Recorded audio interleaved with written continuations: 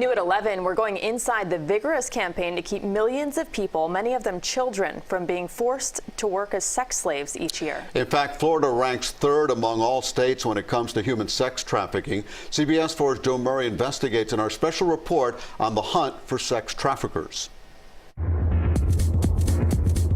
From the beat of Miami-Dade to the glitter of A1A, South Florida locals and tourists know you can get it all if you have the cash. This is a $150 billion industry worldwide. Sex for sale, and the $150 billion business of human trafficking only gets bigger when you're on the verge of a huge event like Super Bowl 54. Type in escort, and you'll just get hundreds and hundreds of advertisements.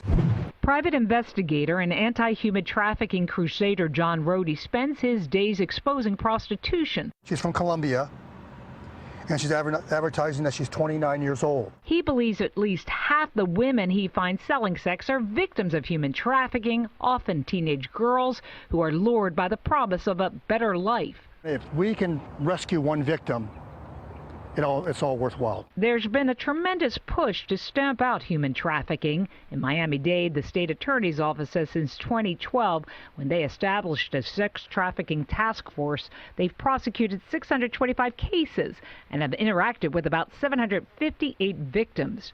Broward, narrower in their calculations, estimates at least 149 prosecutions since 2012.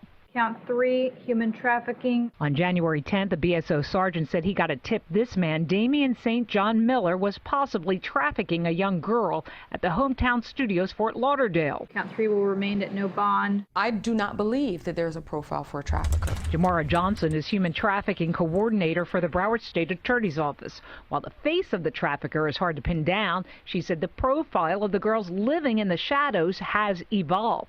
Foster care children, runaway children are very hard to control. But if you have a child that comes from love, that comes from some form of order, comes from some form of normalcy, and you get them to do something one time that may disrupt that may disrupt the whole family dynamic, that child is going to be a lot easier to control than a child that has nobody that they can disappoint.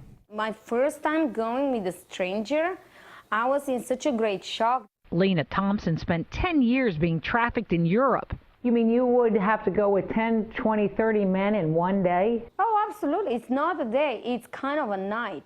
And that was that security guard that saved that girl. Miami-Dade State Attorney Catherine Fernandez-Rundle, a key player in the war on trafficking, part of a major summit.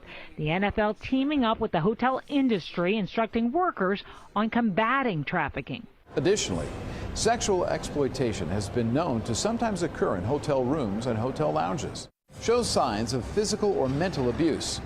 Avoids eye contact. Appears overly anxious or paranoid. Cameras have been added at Bayfront Park, where tens of thousands are converging Super Bowl week. The ages typically are between 18 and 24, but we've had a victim as young as 12 years old in this county. Lena Thompson escaped her trafficking life through the help of one of her Dutch clients. Her trafficker was arrested and is serving time in jail. Place the code in a visible location in the lavatory.